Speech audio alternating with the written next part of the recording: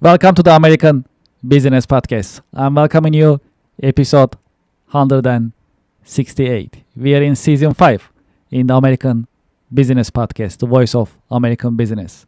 Quote of the day. As you know, we have a great partnership with missionstatements.com, and here is the quote of the day. Listening is more than being quiet while the other person speaks until you can say what you have to say. Okay, well, we have a special guest today in the American Business Podcast. I'm going to invite our guest to our stage and let's get the conversation started. Hello, Rob. Welcome to the American Business Podcast. Thanks, Kevin. Great to be here. I appreciate that. Thank you. Thank you. Pleasure is all mine. It's very nice meeting you. How are you? Where are you connecting from? Good. I'm here in Hawaii. I'm been in Hawaii for 40 years, and it's the best place to be for me because I'm a surfer and water guy originally. Oh, wow. Yeah, it's really nice. I don't know if you've been here or not, but it's fantastic. I've been there actually once. Yes. Oh, really? Many years ago. Yeah, at least I will say, 15, 20 years ago for a holiday with my family. Oh, It nice. was fun. I was in Yes. Honolulu. I like water sports myself as well, so that All was a great place for me. I love the outrigger paddling, the canoeing. Oh, yeah, exactly. Yeah, Sure. one of my favorites. So I had a great time, and I'm glad that you are joining us today. So I've been waiting Thank you. for this conversation. Yes, me too. I'm excited. Thank you. Well, let's get started. As a start, would you Sure. please introduce yourself to our listeners and to our Sure. viewers? I'm Dr. Rob Yonover. I'm a scientist and inventor from Honolulu, Hawaii. I invent survival gear for the military. My most well-known invention is what you see behind me is a streamer for when you're lost at sea, because or in the mountains. When you're lost, they have smoke, flare, sea dye, but that goes away. The streamer stays forever, and it's the Navy, when they first approved it, called it the only passive and continuous signaling device. And my whole philosophy is to invent simple things because I think simpler is better. And especially in the survival world, you never know when things are going to break. And this thing's been used all over the world. It saved lives, and militaries use it, and consumers use it. It's very exciting, and I've been working on it forever. It's made in the USA, and I'm real proud of that. So it's been an exciting run. Yeah, these are the things that we really focus on in the American Business Podcast. Made in USA, saving Perfect. lives. So Yes. these are all exciting subjects, important subjects that we like to talk about in the American Business Podcast. I'm glad that you are with us Yeah. today, That's and good. we can dive deeper. It's a perfect match. It is a perfect match, absolutely. When it comes to saving lives, Yes. absolutely. This is important that what you do, and I'm Thank glad you. that it's also used in military and service members as well for saving lives and helping them perform Yes. their duties. That's very important. Exactly, and there's nothing better than saving someone's life. I was thanked personally by a couple of guys that used it in the military and another scuba diver, and Yes. there was nothing better. The guy thanked you, and then that was all the 30, 40 years I've been working on this Mhm. made it all worth it because there were many pitfalls and many times when I could have quit, but I knew someday it's going to save some lives, and it has. So I'm very grateful for that. This is great. Well, okay. Would you please tell us about your career journey? How did you get started? How your career journey has unfolded over the years? Okay. Well, just as a kid, I loved the ocean, and I also did really well in school. So I combined the two. I got straight A's in school, and then I went to college and took a geology class and learned about volcanoes. And I grew up in Miami where the land is flat, there are no volcanoes, and the waves were terrible. And I dreamed about big waves and volcanoes, and I just kept going in school. And I got my bachelor's and I got my master's. I worked for Exxon and I drilled an oil well for them. And then I got a full ride scholarship to get my PhD at the University of Hawaii. And then I wrote a grant while I was here to work at NASA, Johnson Space Center, because my project was Galapagos, ocean floor lavas. And I got to go down in the Alvin, the same submersible that found the Titanic 6 months after I was on it. So I went down 2 miles deep, took samples of lavas, analyzed them at NASA, MIT, and University of Hawaii, and that made up my PhD work. But while I was doing that, I was flying in a small plane, and I realized I looked down. When you look down from a plane, all you see is blue water around here or mountains. And you realize if you get lost, how are they going to see you? Smoke signals, flares, that all lasts a second or two. Even with EPIRBs or phones, they know the area. They still need a visual because your head is small. It's like a coconut floating in the water or a rock on the mountain. So I learned, weeks later, I flew to Miami and an artist, Cristo, had wrapped the islands in pink plastic. And that gave me the idea to give me a little tail of pink plastic. The military didn't like pink, so I went to orange, and that's Mhm. where the international orange, and that was the beginning of it. And it's, I just kept being perseverant. I never quit. I knew this was a good idea. I knew I could make some money from it. I knew I could save lives. So I never quit my day job. I kept working, got my PhD, did some teaching, worked for an environmental company, but just kept building this. And more the slow build. I'm playing the long game. A lot of guys in the startup world, they want to blow up a company really big. I'm kind of against that because yes, it can work, but more than likely it's going to fail. And then they're going to take your patents and so forth and just disassemble the whole company. I did not want to do this to this technology.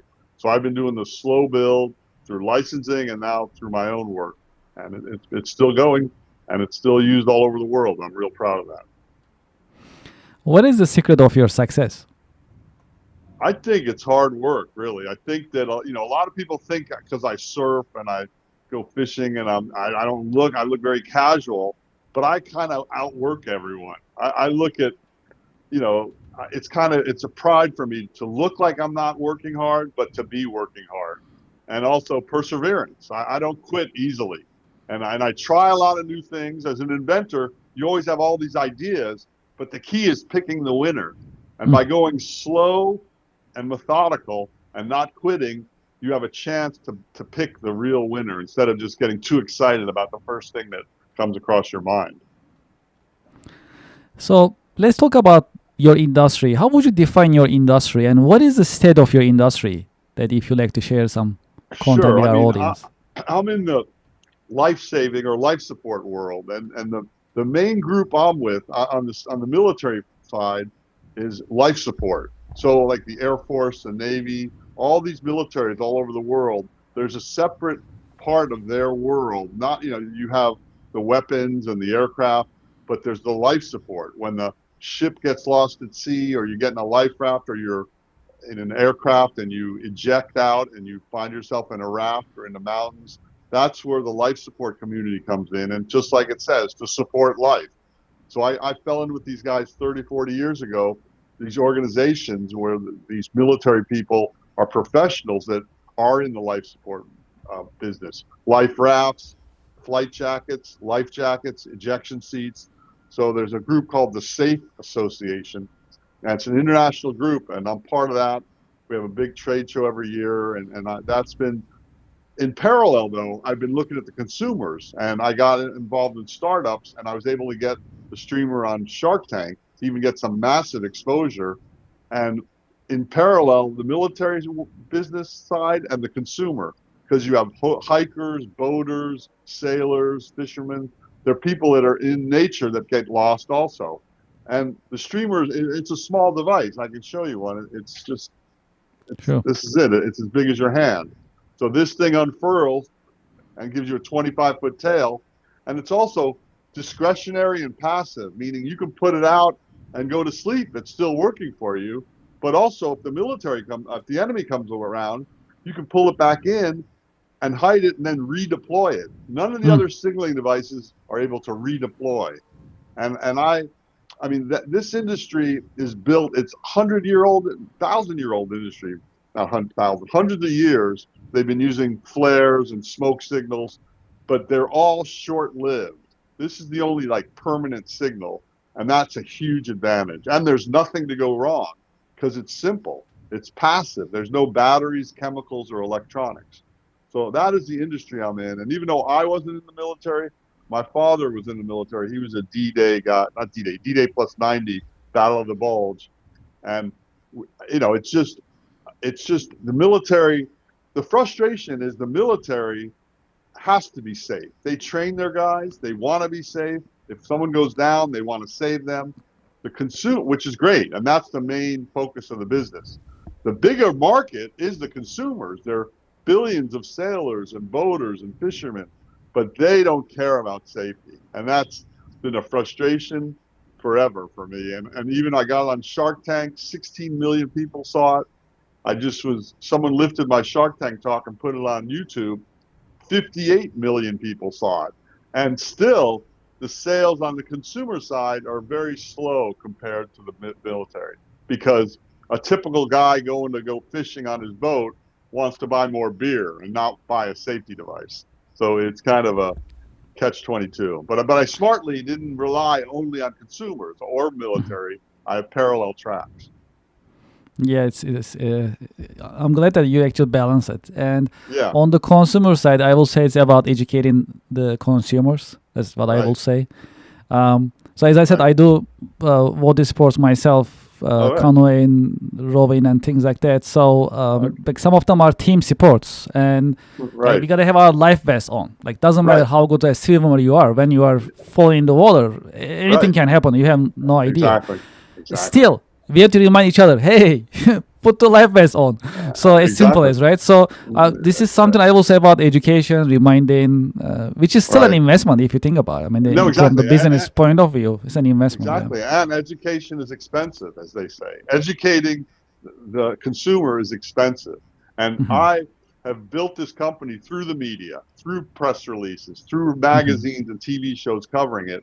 So I fortunately didn't spend a lot of money getting this education. But even when I get the education, that still doesn't result in huge sales, because the human nature, especially Americans, are like, I'm macho. I'm a cowboy. It's not going to happen to me, And then when it's too late, I used to joke about it. I could sell these for $1 million to a guy that was lost at sea, right? If you're lost at sea and a plane's flying over you, they would pay anything for this. But Minimum a million. Minimum a exactly million. right, exactly. That's what's your life worth.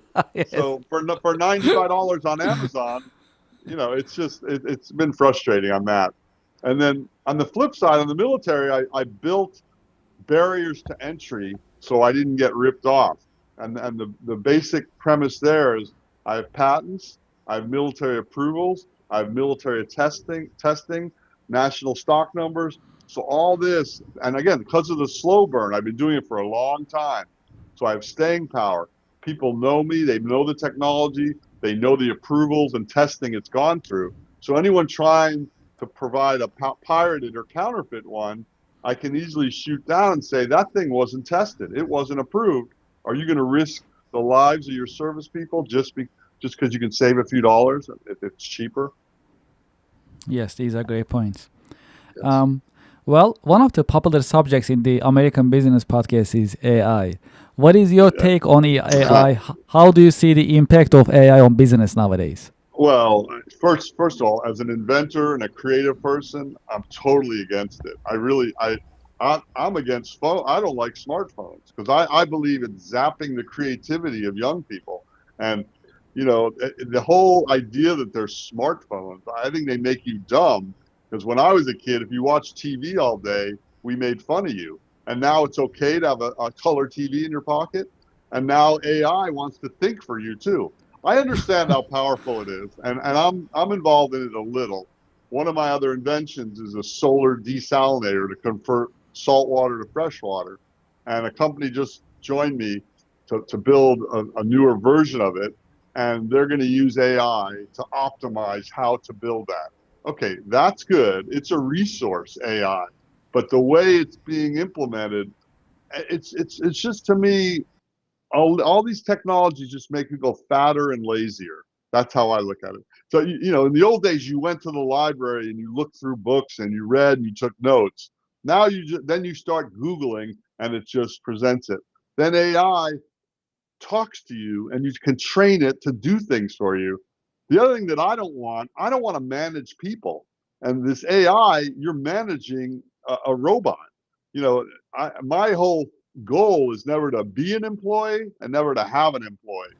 And that makes you have an employee. And I don't really, and it's just, again, the basic problem I have with it is the creativity side, the human creativity. If you don't exercise those muscles, especially children, young people, you lose it.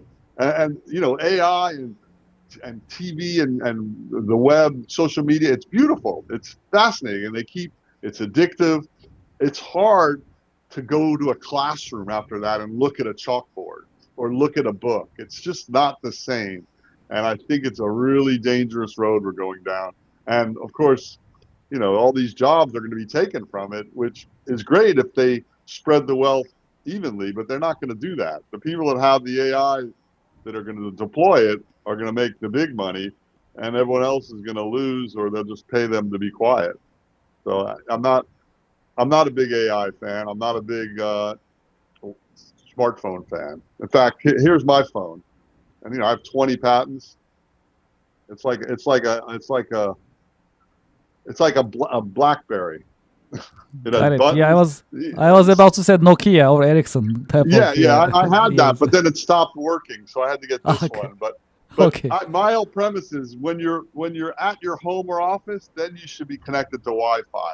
But when you're in nature or in the public, you Hmm. should only use a phone for calling and texting. That's my own philosophy, because you're missing out on so much True. interactions with other humans, observing nature, being creative, solving your own problems. Everyone runs to the computer, runs to Hmm. the phone for the answer, and I just think that's wrong. So Hmm. that's my own work. I think harder is better. People think everyone wants the soft, easy way. I think it's harder. If you work through a problem that's hard, it's more rewarding when you come to a solution, and you did the work. You powered your brain up. So Hmm. it's an interesting world in that respect. It really is. Yeah, times are changing, evolving, and it's sometimes unbelievable Yes. to see those changes. Yes. Um, okay, well, let's talk about marketing practice a little bit. From your point of view, what are the best marketing practices that bring the highest ROI? Well, for me, it's been PR, public relations, and working the media, because I don't want to have a big budget, especially in the selling of safety, which is my world. As we spoke earlier, safety is a hard sell. So why do I want to spend advertising dollars? And I tried it here and there, and it never really panned out.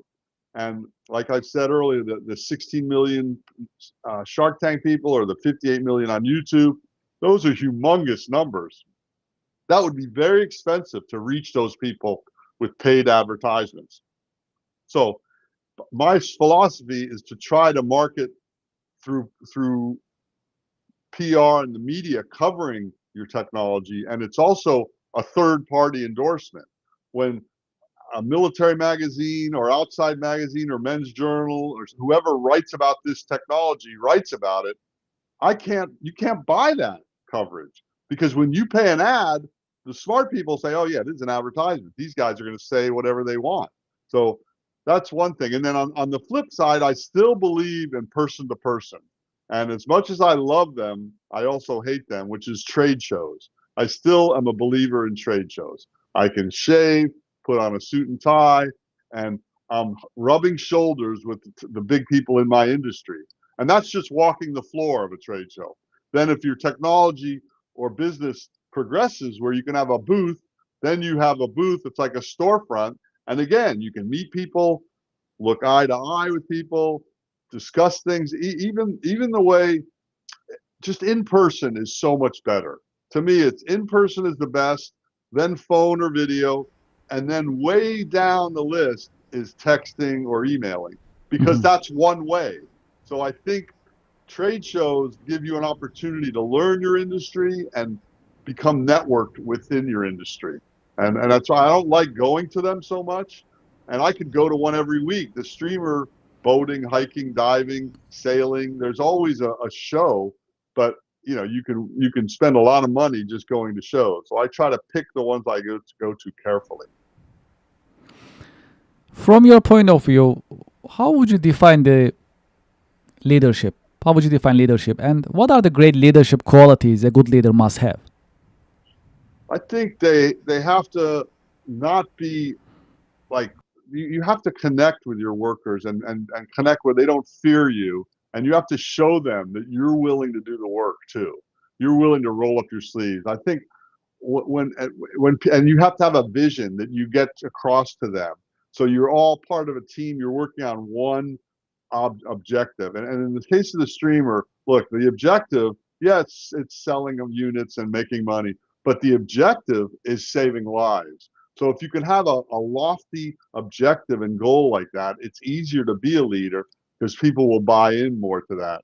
And I also like to let people run with what they're good at. I'm not a micromanager. And even in my experience with the media, for instance, a Men's Journal wrote about the streamer, and they don't tell me, they don't ask me what to write about. I write a release, but I don't micromanage what they write. They don't let you, first of all, but they definitely don't want you to. But the one writer wrote Gilligan's Island would have been one episode. I don't know if you know that show where they get lost at sea. They say Gilligan's Island would have been one episode if they didn't have a streamer. I know if they had a streamer, which is funny. So you see, if you let people do what they're good at, that also empowers them because then they respect you for trusting them. And I think that's really important as a leader, is to be like down to earth and understand, and for them to see that you are willing to do the work too, and you will get your hands dirty and you will work hard. Because if you're just the money guy on top and you're the mean boss and you expect everyone to do things, I don't think you don't get the following you get. You don't get the buy-in that you need. Role models. Have you had any role models, any mentors who help you shape your career journey over the years? Well, I've had many, and first and foremost would be my father, because he was an early guy that started his own business out of our home like 70 years ago or 60 years ago when I was a little tiny kid. And I saw him versus his friends were all more successful, professional, successful guys, but they were 9 to 5ers.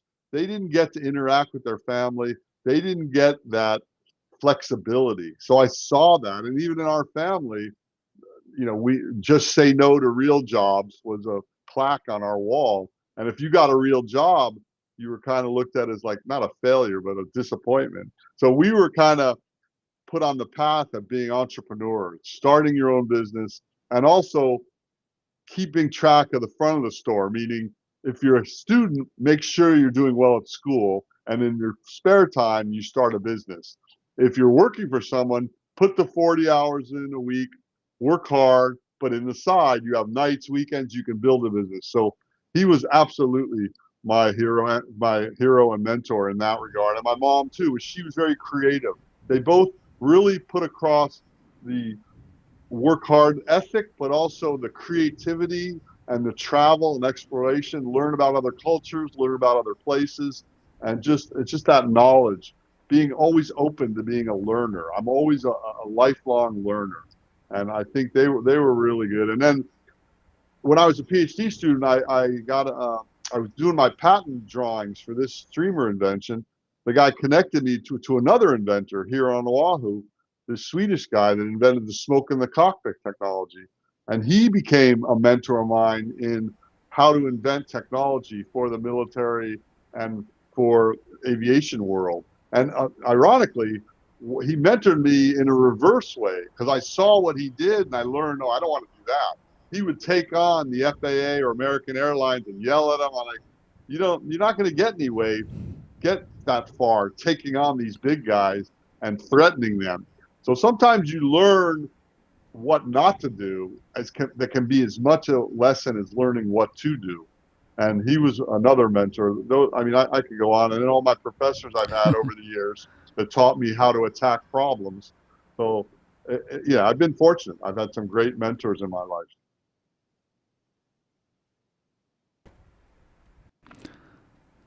Key career lessons.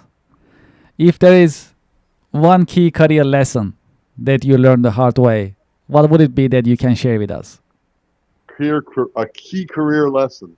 Yes. Well, I think it would have to be to build slowly. Whatever career you want and whatever goal you want in your life. As I'm older now, I realize that you can't get things quickly. Things take twice as long to get and twice as much money. It may be maybe multiples of 10x, 10 times as long and 10 times as money. So in any career, you have to have goals, but sometimes it takes baby steps to get there, and not to be frustrated in what the work or the time it takes to get there. And that's part of the problem I have with with the smartphones and the AI. Everything is instant gratification. But the truth is, to build a real career, it's not an overnight thing. It happens slowly, methodically. You have to put the work in and keep reaching the milestones. And I think and no one wants to hear that. Who wants to hear that? It's going to take longer and harder, and you're not going to get there right away. I mean, that's the truth. We have a little tradition in the American Business Podcast. I have a Great. question for you coming from our previous guest. And after I ask you that question, I'll ask you to leave me a question for our coming guest. And I'll ask your question in the next episode. I love that. Thank you. All right. So the question for you coming from our previous guest is, from your point of view, what other disasters, emergencies should mankind expect and get ready for? Well, I think that's an easy one, and it's drinking water. I mean, you can fight all the wars you want about oil. We don't really need oil. We can have other ways to make energy.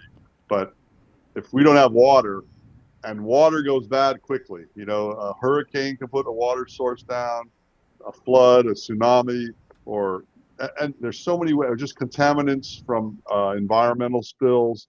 There's so many ways water can go bad, and all humans need water. And as the world's expanding in population, the way water, the necessary amounts of water needed that are potable that you can drink, that's one of the focuses I have in my other technologies, to make a device that can convert salt or polluted water into fresh drinking water, because I think that is critical. Absolutely. And that process is very hard. Am I right? Exactly. Yeah, very hard. And in fact, like in the Middle East, it takes a lot of energy. So you need all this oil to pump salt water through these filters, reverse osmosis, to get the salt out. So my device is very simple, using Gore-Tex, which is an expanded Teflon. We use it for raincoats. It's a great raincoat because it's like a tiny web of Teflon. The holes are so small that when water hits, it bounces off, but air goes through, so it breathes. That's why it's a good raincoat, so you don't sweat. I use it in reverse. I made an inner and an outer bag. The inner bag has a window of this Gore-Tex. You put salt water in it. It's black, so it gets hot. You put it in the sun, the salt water evaporates, but only the vapor gets through. The salt crystals are stuck by the Teflon, by the Gore-Tex. So it separates the water vapor, which recondenses on the outer bag, and you can drink it. So right now it only makes like a mouthful of water a day. I have to get it up to a pint a day, and then it truly will be revolutionary in this world of providing water for people. So that's where I'm at. That's exciting. Yes, thank you. Well, okay.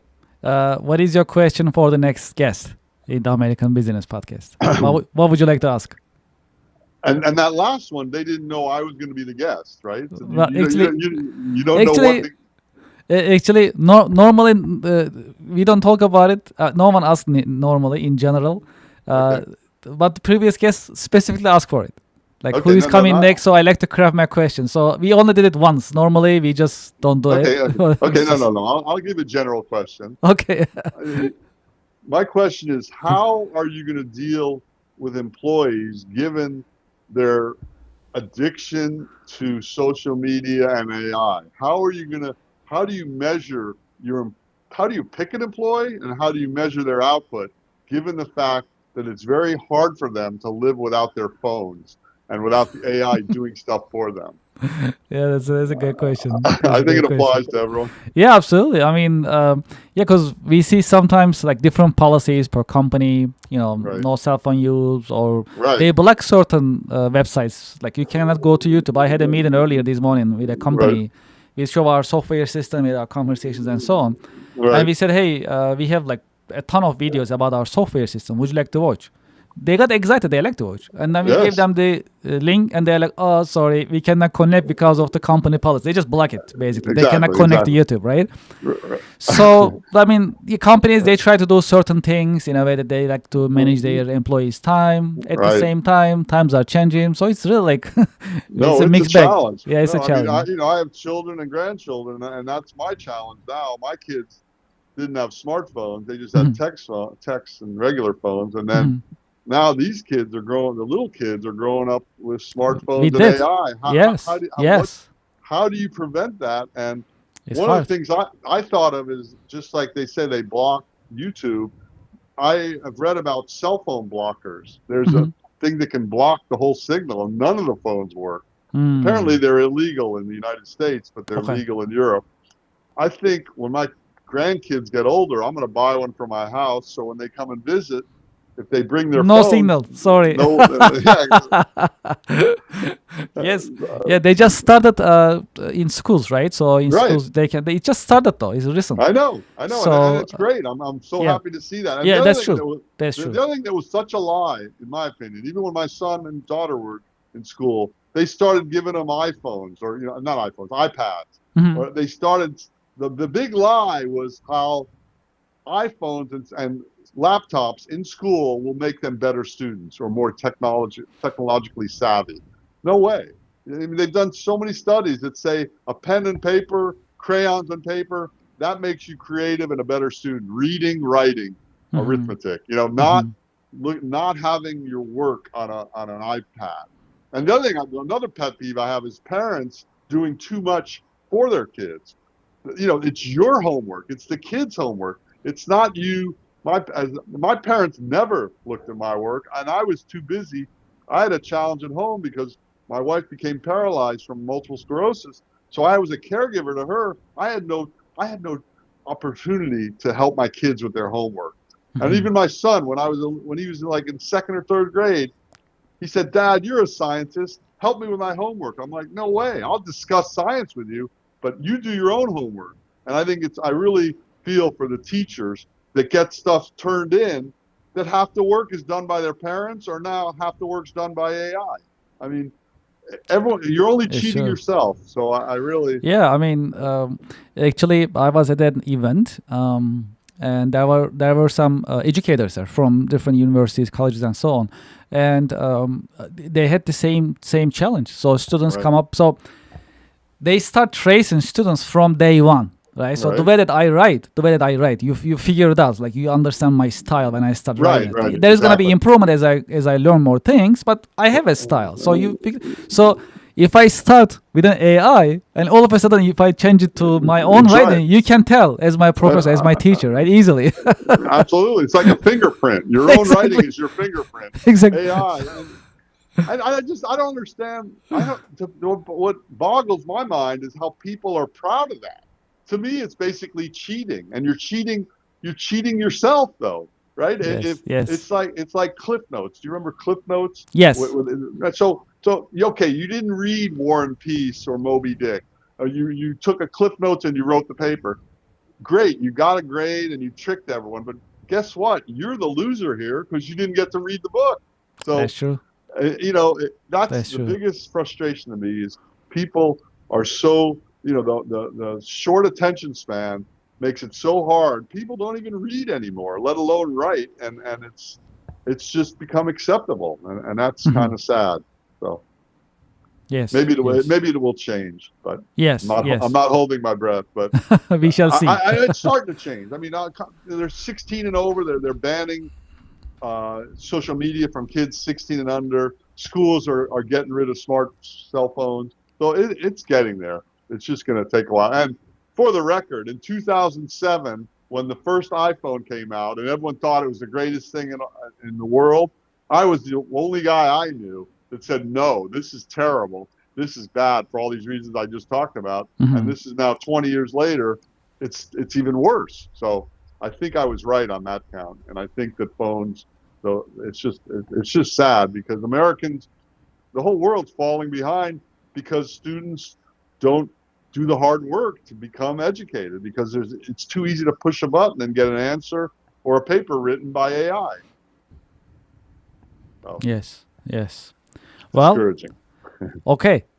Uh, do you have any question you would like to ask me in this part of the episode? Well, in the people you meet, what do you see in terms of creativity and people starting new businesses? Are they all like social media and apps, or is there some hardware being developed? Is there Um, true new businesses being started? yeah, it's really a mix. I mean, I've been seeing a lot of different businesses starting. That's Of good. course, there's always this high drive, high excitement and motivation for Right. the technology. Sure. It's also popular. I see it a lot. I've seen other industries as well in terms of having professional services. Hmm. And nowadays, what I'm seeing is in general, anything that's being done in terms of being a startup, and if you like to get investors and Right. support, it's gotta be in some form of it's gotta touch technology in some Yeah. way, Yeah. and they're always looking for some sort of like annual recurring revenue or monthly Yeah. recurring revenue. So the Right. subscription is the key nowadays. That's what I'm Yeah. saying. So investors, when they engage, they look at that. So how is the continuation of the revenue, and what is the technology, or is there a technology? Yeah, does it Right. touch to technology? So that's what I see. At the same time, to your point earlier, the hard work is not going away at all. I mean, it's here to stay in different forms. Right. Everyone is different in terms of Right. their entrepreneurial skills and style. They all work hard in a way that Right. understanding the market, testing the market. And you just actually earlier mentioned one thing. I always believe in this. I knew I will save life. I will make money. I will be successful. That belief, all the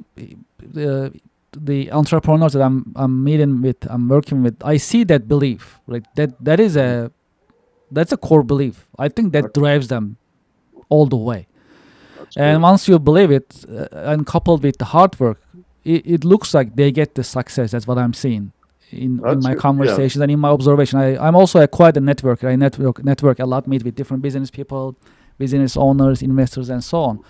So there That's are great. some of them are really unique in their own way. Some of them, and in general, I see certain pattern. And when I say pattern, doesn't matter what I see. I mean, eventually the hard Right. work is hard work. You have to do it. Like you have to put the Exactly. hours in. So that is That- always there. That's right. There's no way around that. No, There's, no. Yeah, I there's agree no, with you. I agree there's with you. no easy fix, and Yeah. people don't realize that. And the frustration for being an inventor for years, people come up to me and go, "I got this great invention. Here it is. You be back." Yes, we are back. Okay. Yeah. So you do this and we'll split the money. I'm like, you don't understand. Doing it is the hard part. Yes. Coming up with an idea, everyone can throw an idea out. It's Mhm. do you have the rigor? Are you rigorous enough to be disciplined enough to put the time in, the years, the hours, whatever it takes? Can you deliver? Yes. Exactly. And that's That's the big and, question. and the other thing is, as a kid in reading, are you familiar with Emerson and Thoreau? The great treatise that Emerson wrote was self-reliance. And I'm a big believer in the survival world. You got to rely on the number one tool in any survival is your brain. And the other thing is you have to rely on yourself. No one's coming to save you. So I believe the same in business. So if you have this great idea, you better be able to execute it. You better be disciplined enough to build this company. And you got to find people that are of the similar ilk that are willing to put the hard work in. And that I think that's getting harder and harder. I know people are always looking for employees across the whole country, and they can't find them because everyone's addicted to not working, and they pay Mhm. people to not work. And now, how do you find someone that works hard? Yes, that's a big challenge. So one of the things that companies are doing, and we are also doing in our own firm as well, internship programs. So we Oh get yeah, interns, we train them, and right there you can see the student right there. If right, she is interested, would like to learn, and that's okay. If she's not interested, that's okay too. But you understand it early on. That really yes, help us. exactly, And then from there on, if we see that discipline gotta come inside of you, right? This is not Ex- something that I can't really teach someone. Like you really wanna do it, and it's just exactly, gonna be come inside of. Like it's just gonna be just in you. Right, So exactly. I Yeah, no, cannot just push to shove the discipline in you. It's just gotta be there. no, exactly. Yeah. But So for me, yeah. it's easier when Yeah. you have a passion. I know I'm Yes. lucky. I love volcanoes, so I can do all the work to get a PhD. I love inventing survival gear, Uh-huh. so it was easy. I would hate to have to do something I didn't like doing, Yes. and that's Yes. where we are free to kind of pick what fields we want to go into. But we still ultimately, and that's why for me, I don't want to work on someone else's invention or Yes. technology. I want to build my own thing. And Yes. I mean, that's to me is the best thing. That's If very you can very pull it inspiring. off, it's hard though. It is hard.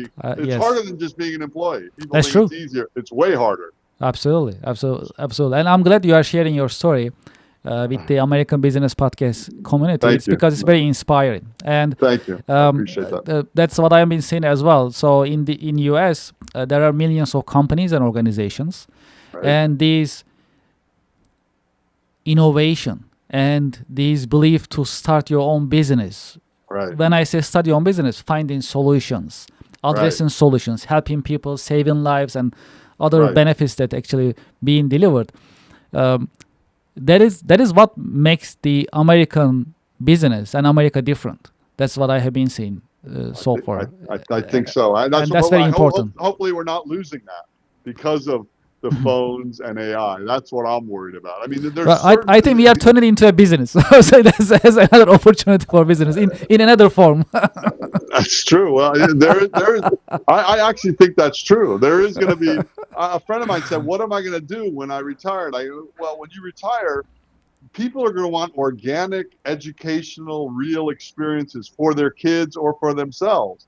So we're going to go flip side, and taking people out to nature and getting unplugged is going to be a big thing in the future. I can see that. Yes. I would do that if I couldn't do it with my own kids and grandkids. I would pay someone to get them away from their phones and to get them out and do something, which is crazy because as Yes. kids, that's all we wanted to do, and no one was pushing us to do that, right? Yes, that is true. Times are changing, and to your point, because of the AI and technology, we are always in it, in front of it, right next to Right. it.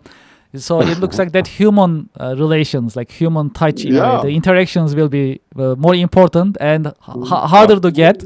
That's how Yes. it looks. And also things that's made by humans, right? Right now, things are being made by AI is getting there. Still, of course, Right. humans, we are doing things, but then Right. in the future with the robots coming in, Right. eventually, hey, this is made by a human, and this is like I it's know, gonna right. be the unique thing, you know? Exactly. It used to be made in USA. It'll be made by human in USA. This we are talking about. This is not like Star Wars type of movie anymore. No, This is just coming in. It's just unbelievable. this is like next month. It's going to be like that. It's already here. Yes, yes, that is So true. true. It's an unbelievable conversation. So, okay, well, we talk about next generation. What is your career advice for the next generation professionals? Well, again, learn how to work hard. Learn how to work alone. Learn how to work without your crutches of the computer, the internet, social media, AI, and also the social skills. I mean, I was taught how to shake someone's hand, look them in the eye, Mm, write an email, respond to an email, write to someone. All that it's such a refreshing thing when I meet a young person that can do all that. And that's what I really encourage anyone to starting a business is to get your interpersonal skills down because ultimately you're going to need them. And that maybe not if you're just a techie and you're just a code writer, but someone in your organization is going to need to do it. So you might as well. And also to understand, and I'm not a lawyer, but I know I'm very interested in it.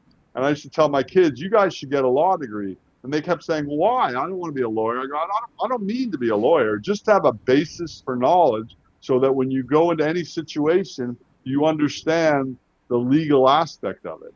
It's just a general education. And even for me, getting a PhD in science was a means to an end. Yeah, it would have been cool to be a professor, and I was here and there, but it was more like teaching you how to attack problems, teaching you how to think, teaching you how to write, teaching how you get up in front of a class and of your peers and your professors and defend your work. That stuff, you can't buy that. So you got to put the hard work in. So you might as well start early, and pick coursework that gets you in that arena that isn't just the easy stuff that isn't interpersonal dependent. For those who like to continue this conversation, learn more about your company yourself, what is the best way that they can contact you?